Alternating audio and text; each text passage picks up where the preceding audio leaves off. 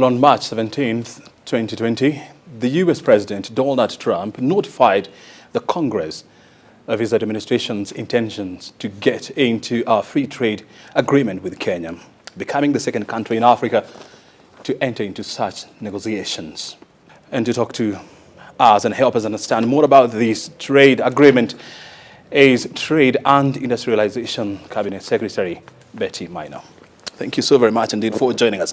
I mean, statistically speaking, one would argue that, Kenya would be far off the radar when it comes to, hammering a trade deal with an African country, because at 98, at position 98, you have countries like South Africa who are at position 34. You have Nigeria, position 64, 63.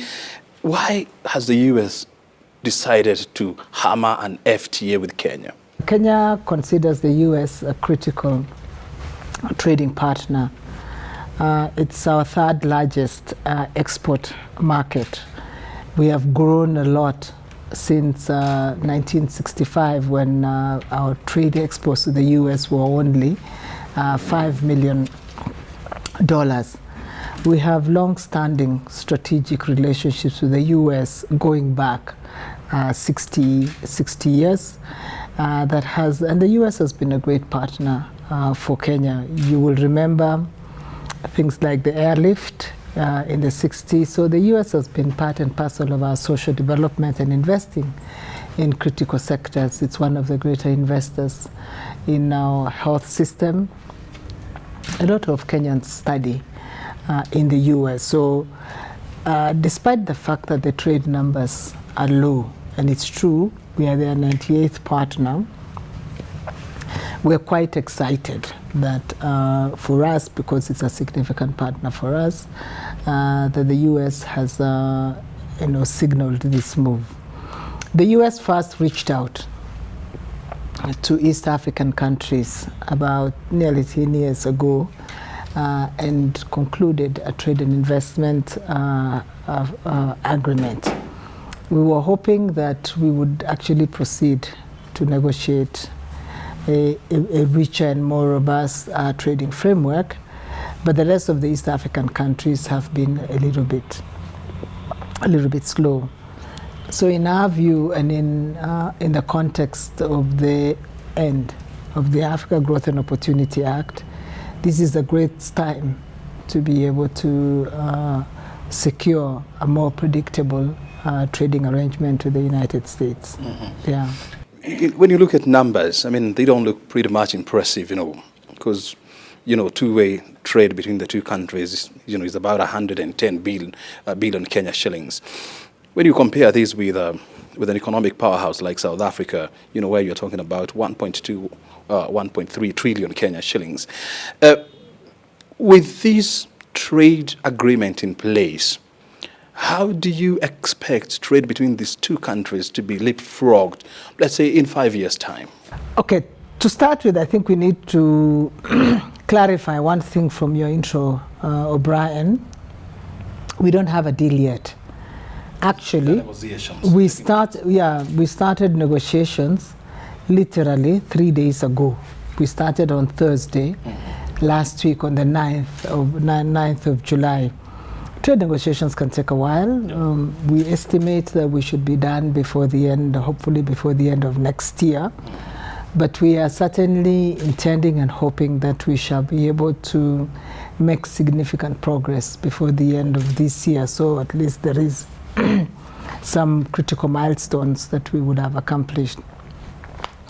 Now, last year we sold nearly $600 million worth of goods to the U.S., so that's about 60 billion.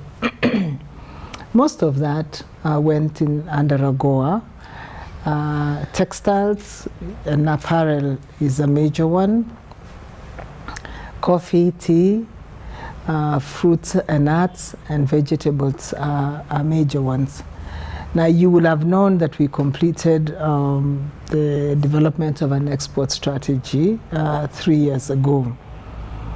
We have looked at our assessment of our market presence in those goods in America right now, And if we were to increase our exports to only capture 5%, please note 5% of the US market for those goods that we currently sell, our export revenues would be more than 2 trillion from the same goods if we were just to expand our presence. Now, the way to expand our presence and increase our quantum, investments in that field is, one, to have a predictable arrangement. The Africa Growth and Opportunity Act is a unilateral trading arrangement that is set to expire in 2025. Yep. It may or may not be extended by Congress. We do not know. Now, if you're trying to attract investors, even local Kenyan investors as well as foreign partners, to sell these goods to the US under AGOA, the first thing they will ask you is how long? Is it predictable? Yep. Will it expand? So people have been, and we have seen this in the past, a lot of the people who buy goods, say textile goods or apparel from our EPZs and other places, also have buyers, also have suppliers from other markets, and they're hedging their bets because they cannot rely and they cannot set up all their suppliers in Kenya. But with a deal like this, we already have indication from some of our major apparel buyers that with a deal like this, it becomes predictable that they can actually locate a lot of supply out of Kenya. You and I can make investments, but you will also be looking at a market. So if I couldn't be certain that the preferential arrangements for tea, for coffee, for fresh produce would be available, you would disperse your market. So our view, and we've seen that with other markets like Morocco, Costa Rica, that have reached free trade agreements with the US, that they've been able to attract additional investment and have increased their presence in those markets, and they have, raised the levels of development in their country. So that our view is a predictable trading arrangement is what you require to secure investment in a country, and that's one of our major motivations. The U.S. Trade Representative Robert Lighthizer is on record saying that the FTA agreement that the U.S. want to sign with Kenya is going to be used as a model agreement, for other African countries. Can you paint to us probably maybe how Kenya expects this kind of an agreement to look like? It is. I think it is quite clear that the U.S. has been seeking to deepen its relationships with African countries. This, in the past, it has been, political and other strategic and security collaboration. The U.S. is keen on deepening its economic relations with Africa.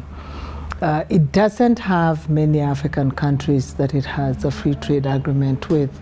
So part of the motivation in that statement is to ensure that it has a deal that can be attractive for other African countries. The other thing is that the U.S. recognizes that African countries are pursuing regional integration, and there's been criticism in the past about whether one can reach an agreement with the U.S. bilaterally. But we've emphasized as Kenya, and you've heard the president say that on many, many different occasions, that Kenya will respect its regional obligations. And it's important for us that even as we undertake this agreement with the U.S., that it doesn't threaten regional integration. Therefore, for the U.S., a second motivation besides increasing its presence in Africa is also reinforcing African integration. So we should be able to reach an agreement that upholds regional agreements, and other countries who are in the same port like us in Africa should also be able to aspire to a similar relationship. Yeah. When you look at the U.S., with about 52 states, vis-a-vis? You see, when you look at the US, with about 52 states, vis-a-vis Kenya, I mean, one can comfortably argue that, Kenya is negotiating with about 52 countries, in one. Then in such a situation whereby, one economy is worth about 16 trillion US dollars, and the other one is about 10 billion US dollars. I mean, so how do you strike a balance to ensure that you're not edged from the table, or the deal is not so skewed towards your negotiating partner? We come as equal partners. I mean, we are two sovereign states. So we come as equal partners to the debate. Nobody is forcing anything down Kenya's throat. If the deal isn't good, if some positions are not good, we are not, we are not, like obligated to accept them. There are many other countries who've negotiated with the US, and when the deals were not, or even with us, and if the deals were not, supportive of their national interest, then you walk away. So I don't, and I think we need to be certain that Kenya is not being bullied. Kenya is making a sovereign decision to engage. Kenya has set out objectives that it wishes. We have very clear objectives that we wish to realize with this agreement. Now, we will obviously it's a negotiation, so it's a give and take.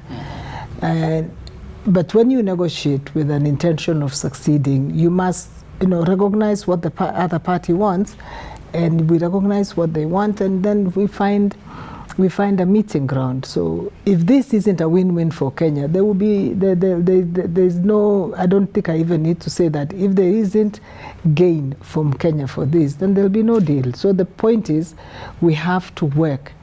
I am confident we have assembled a team of negotiators drawn from our best public servants. We have listened to our private sector, and that's how we developed our objectives. So I'm certain that at least from our negotiation objectives, we are very clear what is in it for Kenya, and that's what we seek to pursue. What is Kenya putting on the table? Kenya is putting on the, first of all, several things. Kenya is putting on the table its market. It's not a large market, but it's still a market that the US would like. Second, Kenya is putting on the table its investment. Its country as a scene for investment, especially for US businesses. Kenya is putting on the table its partnership and its friendship with the United States and capacity to be able to develop this even further. So there are many things that the US, and you've seen their negotiation objectives, they are keen on, obviously, on this. But I know the one thing that has come out is obviously as a market. Now for us, the US is also a large market. But we are looking at attracting, American companies and other companies to invest in this market for purposes of reaching out. Secondly, the other thing that Kenya has put on the table is that that has reached out and clearly indicated is, given the fact that it is a developing country, the US is a developed country, we have clearly indicated that this agreement must be a development enhancing agreement. So I think in the areas of trade and economic and commercial cooperation, we should be able to see greater capacity enhancement for our, especially our regulators, so that they are able to certify goods according to the standards that is anticipated of America. So for us, this is can be very, very developmental. I don't know whether you were around when we were negotiating the economic partnership agreement with the European Union, but a core component of that process was on the development clause, and through that, the European Union has made available, resources that can enable us to build up on our capacity capacity to trade. Yes, there has been frustrations, especially, in the past, and you're talking about the EPAs. We know it's only Kenya and Rwanda, that have so far ratified the EPAs with the European Union. And Kenya says it's afraid that, if we were to start negotiating, as a region, we are likely to delay. But the question then comes, how do we factor in the interest of the other East African member states in our negotiations? Thank you, and that's a very important question. Negotiating the EPA took us, 14 years, 16 years. 14 years just to conclude and get it initialed, and then another 2 years for legal scrubbing and final signature. You're right. Ratification has only been done by Kenya and Rwanda. Now the issue is negotiating the EPA took so long because of the different incentives of these countries. Kenya, being a developing country, clearly needed the reciprocal trade arrangement because of the expiry of the framework for market access. Least developed countries continue to access the European market on preferential terms, whether they have a deal or not. That is an agreement that has been reached globally for the everything but arms agreement. Now, in the context of Kenya and the US, the AGOA is like, it's a preferential market access for African countries. But it is set to expire. Now, the big concern Kenya has is, should you not have a favorable trading agreement with the US, we will revert to more expensive terms of trade. It would hurt Kenya more. America is duty-bound to extend the preferential regime to LDCs. But Kenya not being considered an LDC would be at great risk of having more expensive terms of trade. So coming to your third question, how are we securing East African interests? We have clearly discussed that with the Americans in the Forerunner activities, that we have an existing arrangement and a customs union with East Africa. Therefore, as we proceed, it is something that must be recognized. So I don't expect that we will be doing anything in this agreement that opens up or goes against the existing agreements that we have within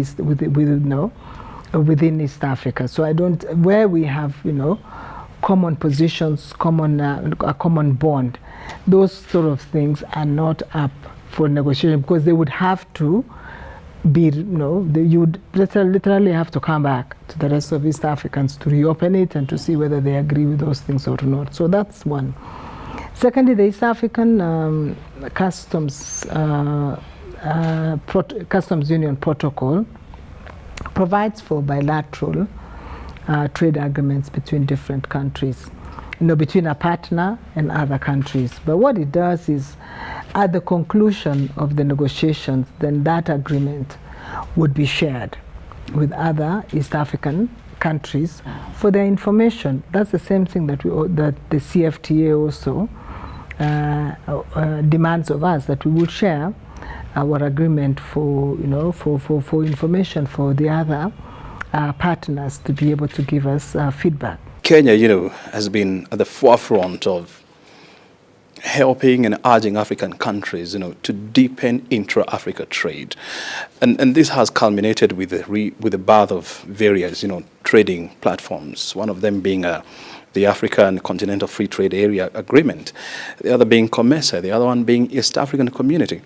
Now, even before the ACFTA, comes into force, well, it was supposed to come into force this month, but it has been pushed to 2021 because of various factors.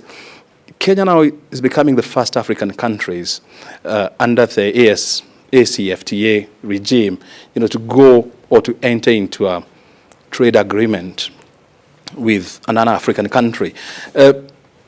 Aren't we looking like we are killing the Pan-African trade agreement deal? On the contrary, we are not. I mean, you know what? First, I mean, Kenya is deeply committed to the African agenda, is deeply committed to increasing regional trade in Africa. We were founder members of East African Community. I think we were the first or second country to ratify the Africa Continental Free Trade Area. It's true it hasn't come into effect. It's supposed to come into effect in July, but it's been postponed to hopefully 1st of January 2021, and that is, trading under the CFTA. We haven't even concluded some aspects of the negotiations for this, for effecting these things like the rules of origin. Now, I recognize, and we've had the criticism that Kenya is going ahead of itself, but Kenya has a duty to also look to to its own interests and to be able to grow its trade. We have done the assessment of the possibilities of trade within the Africa Continental Free Trade Area, and it is immense. And we expect to, walk into that. But in our view, attracting additional investment and diversification of the investment out of Kenya enables us to be also great participants and to realize the promise of the African market. The American and other investors who would be coming to invest in Kenya would not just be looking at the US, they'd also be looking at Africa. So for us, this is also another tool for deepening our presence and demonstrating the attractiveness of Kenya as an investment destination because of the offers of these multiple markets: East African market, African market, and the US market, and the European market. So I think for me, this is a very clearly win-win situation for all of us. I mean, and when you look at, all these agreements that Kenya plans or intends, to go into, vis-a-vis, our level of productivity, our level of production in this country, our export pool, are you convinced that, number one, we have enough to supply the African market, the East African market, the African market, and also other coming markets like the US, the China, and India? And that's the reason why you need these arguments. I mean, like we've finalized the export development strategy, and that export development strategy was guided by the need to expand exports of Kenyan goods. But the first thing you quickly come across as we open up different markets with different trade deals is, where is the supply coming from?